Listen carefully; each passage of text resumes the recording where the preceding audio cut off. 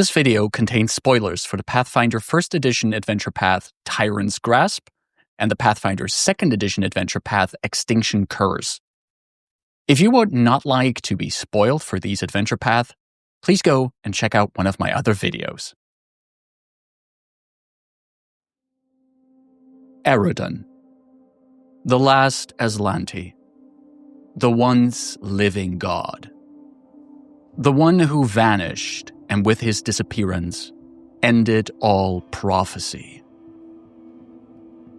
The influence of Aroden on the fate of modern Golarion is enormous. Through his deeds, lands were shaped, cities built, and mortals given a path to apotheosis. His death marked the end of an era and heralded the beginning of an age of lost omens. Though Aroden's temples are now empty, his clerics bereft of divine power, his legacy remains. Songs of his greatness are still sung by those still hoping for his return. Perhaps these songs should include a verse about his failings too. As a god of prophecy, it is easy to attribute Aroden's actions to fate. He saw what mortals could not, privy to the weavings of destiny. Who are we as mortals to judge a god for actions taken to safeguard the many, based on the intricacies of prophecy we could never dream to understand? Such thinking is not entirely incorrect, but it discards the damage done by Aroden's deeds too easily. In this treatise, learn about his greatest failures, no matter how much we want to cushion them in fate-born excuses. Hear now of the deeds that show Aroden's arrogance, hubris, and heartlessness. Hear how the god of humanity truly embodies all aspects of what it means to be human, even the ones we would rather not look at when shown to us in a mirror. In Arcadia, the nation of Xopatl once was home to a nearly limitless source of magical energy known as the Veins of Creation.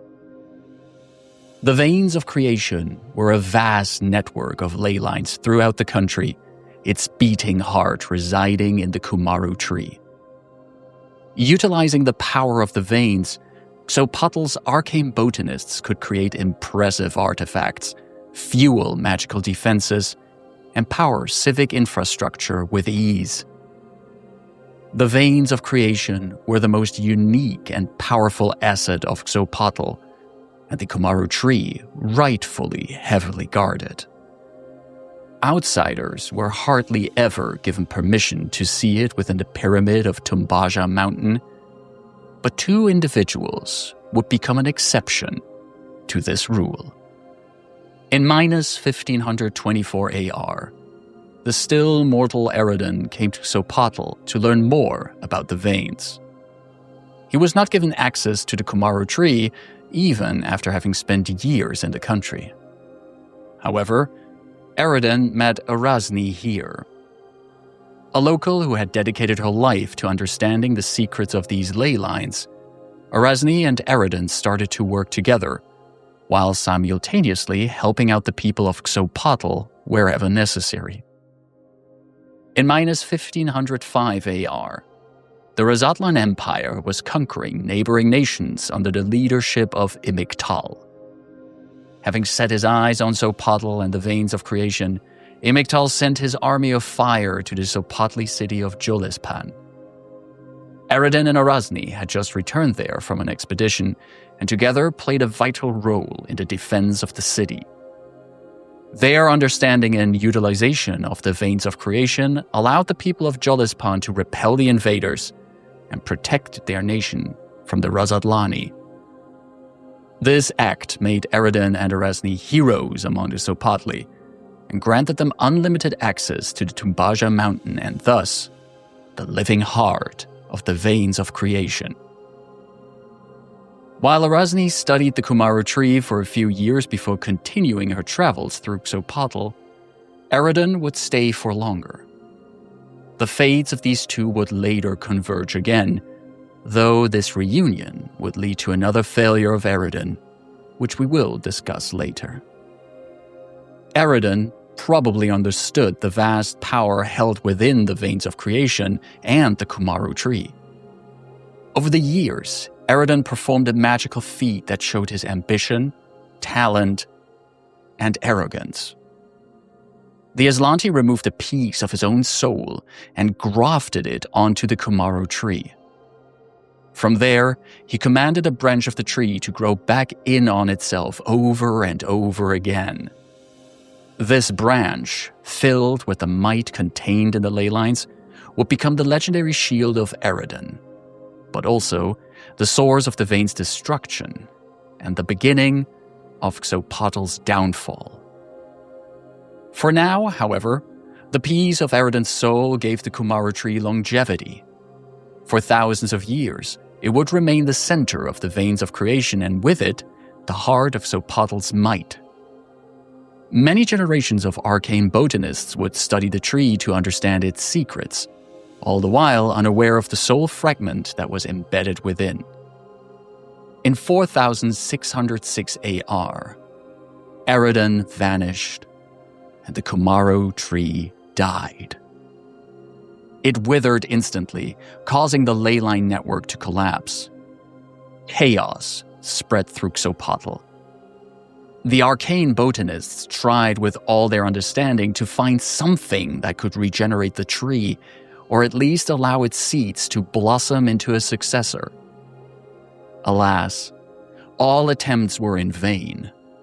With the death of the god of humanity, the fragment of a soul that had empowered the tree for millennia was also dead. All that remains are small-scale ley line networks the botanists could re-establish, but none of them come even close to the majesty that the veins of creations were. In the years since the Kumaru tree's death, it has been discovered that Aroden's meddling with the tree was the cause of its withering. While millennia ago Aroden was celebrated as a hero of Xopatl, his name is now attributed to the foreigner who brought ruin to the land. Did Aroden understand the risks of his modifications to the Kumaru tree? If he did he understand that if he were to die, so too would this tree? At the time he embedded this fragment into the tree, Aroden was still a mortal, a powerful, talented mortal, but still likely to die someday. Did he perhaps believe he would find a way to keep this fragment alive, even once the boneyard would beckon for his soul? What we do know is that Aroden meddled with the living heart of a nation's pride and safety, using a privilege granted to him recklessly and without respect to the people of Xopatl. In doing so, he put his own ambitions over the interests of others, no matter if he knew what far-reaching consequences his deeds could have. He gained knowledge and the tools to forge a powerful artifact, at the cost of severely crippling an entire nation millennia later. What a horrible, generation-spanning bargain to make by a man who would become the god of all humanity.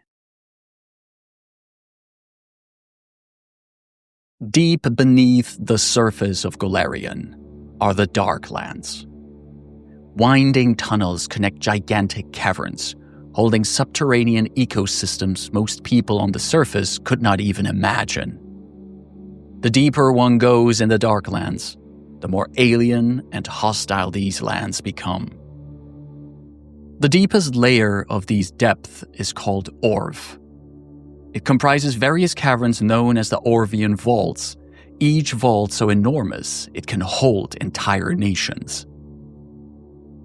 In the Age of Legends, the vault known as Vask was the home of the Zulgath. These reptilian humanoids thrived in the radiated wasteland of Vask thanks to a set of 5 magic stones they called cavern hearts. These artifacts, little suns in the high-vaulted cavern ceiling of Vask, staved off the radiation coming from the vault's rock known as Blightburn. Additionally, their magic caused plants to grow, providing the Zul'Gath with shelter and food. The cavern hearts were what allowed the Zul'Gath to flourish in this Orvian vault, and they would set out from here to conquer other vaults and regions of the Darklands. At their height during the Age of Legends, the Zul'Gath were perhaps the most powerful people in the Darklands, spreading their bloody ways through sheer numbers and the occult magics wielded by their sorcerers. Their ways were not kind, and where they went, they sought to conquer and subjugate. Still, the fate that Aroden would condemn them to is horrifying, no matter what dark deeds the Zul'Gath had performed in their past. In 1 AR, Aroden had become a god after completing the test of the Starstone and raised it and the earth around from the depth of the inner sea, creating the Isle of Kortos. His plan was to bring life to this new land, which was still covered in slime and debris from the ocean. In his journeys, he came upon the Vault of Vask and the Cavern Hearts. Aroden called these Aeon orbs and was fascinated by their power. He knew that these Cavern Hearts were what he needed to bring life to the Isle of Kortos. He took 5 of them and placed them in towers all over the isle, while also linking their magic to his soul.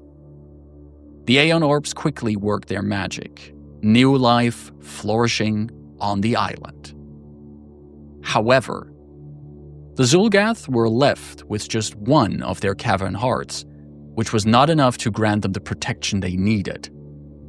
The overwhelming radiation of the Blightburn caused the jungles born from the cavern heart's magic to wither, and the entire Vault of Vask turned into a radiated wasteland. To the people of Golarion in these modern times, it is now fittingly known as the Black Desert. The Zul'Gath were also warped and changed, and in the thousands of years since Aroden's theft, these people have fallen to infighting and paranoia. Nothing is left of their conquests during the Age of Legends, and they are a scattered people that roam the Darklands as raiders and plunderers. By what right did Aroden claim these orbs? What made him consider that bringing life to a land he raised from the sea was more important than the lives of the Zul'Gath, no matter their bloody and warmongering ways? Did he perhaps wrongfully assume a single cavern heart was enough to keep the Zul'Gath safe? Similar to what he had done with the Kumaru tree, Aroden bound his soul to these orbs, which meant that after his disappearance, the stones on the Isle of Kortos also ceased functioning. A pattern seems to emerge in which Aroden assumes that binding his own life to these powerful artifacts is a wise move, for reasons that are unclear to us who try to interpret his actions. At this point, Aroden was a god, so perhaps he assumed that his death would be highly unlikely. Even then, linking his own life to the relics of other people feels foolish and arrogant. What remains are 5 Aeon stones that are inert, and a Darkland empire reduced to ashes and memories of their greatness. Aroden is the reason for the collapse of a society, and these failures are already incriminating enough on their own. Still, the final failure I want to highlight is not of a grand, but a personal scale. It shows how Aroden failed his closest ally, allowing her to become victim to the malevolence of others. When Aroden and Arazni met each other again in 1121 AR, it had been thousands of years since their last encounter, and much had changed. Aroden had ascended to godhood, and Arazni, after dying in minus 1491 AR, had become a so-called Tabelia, an emissary angel. Not long after their reunion, Arazni became a herald of the god of humanity. A beautiful symmetry of fate, it seemed. Two individuals who had found alignment in life did find a similar alignment after their ascendance beyond mortality. During the Shining Crusade, the Knights of Ozem called upon Arazni for aid in their battles against Tar-Baphon, the Whispering Tyrant. In 3818 AR, she manifested on Golarion and agreed to lead the knights into battle. However, these crusaders seemed to lack true faith in a herald of their deity. Worried about the possibility that Tar-Baphon might turn Arazni against them, or that she herself might decide to leave the battle if things became dire, the Knights of Ozem performed a powerful ritual to bind Arazni to their plane of existence. The Herald of Aroden was kept against her will by people who pretended to have faith in her and the god she served. In 3823 AR, Arazni was killed. During the Battle of Three Sorrows in the same year, Tar-Baphon flung her corpse at the Knights of Ozem, breaking their spirit and will to fight. The Herald of Aroden was murdered after being magically bound by so-called loyal followers of hers. And through all of this, Aroden never intervened. Gods cannot easily interfere in the matters of mortals, but Arazni was no mortal.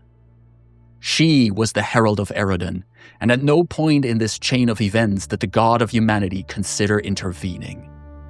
Arazni was left to her horrible fate, which was only the beginning of a much darker, cruel chapter of her existence. And all of it because she was forsaken by her faithful and the god who made her a herald. There is another symmetry of fate here. After Aroden and Arazni had met for the first time thousands of years ago, she died shortly after parting ways with him. Now, both of them divine beings, Arazni dies again after having been reunited with the now god of humanity. Fate was one of Aroden's domains.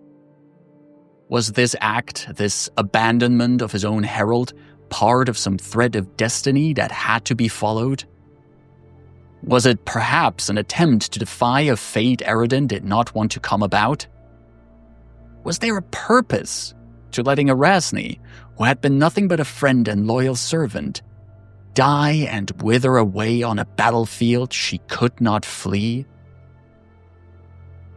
Even if there was a purpose, it would reveal a facet of Aroden's character that does not make him any more benevolent.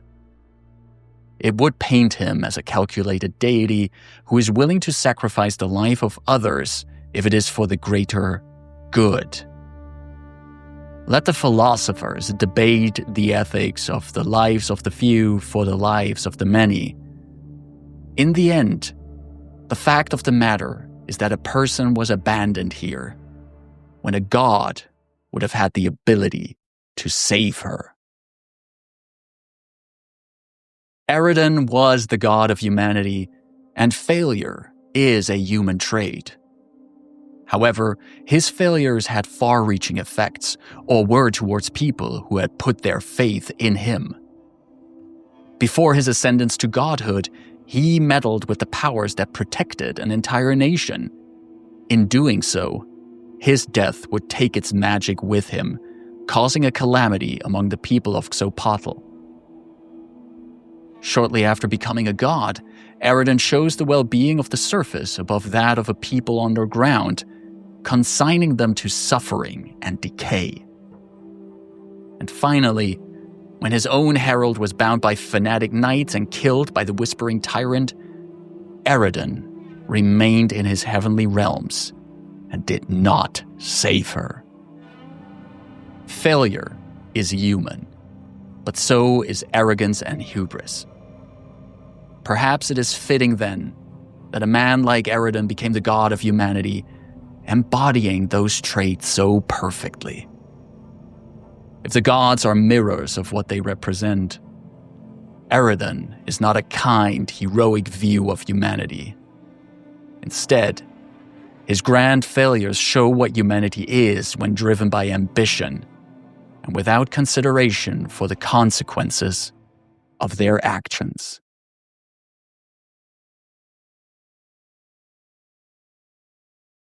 Thank you for watching this video about Aroden. I personally love Aroden from a narrative and setting point of view, but just had to make this video about the ways in which he is kind of a terrible person. Do you agree with this assessment of Aroden, or do you have a different view? Let me know in the comments below, and please, keep it civil. If you enjoyed this video, don't forget to like, share, and subscribe to the channel. Thank you for watching, stay safe, take care, and bye-bye.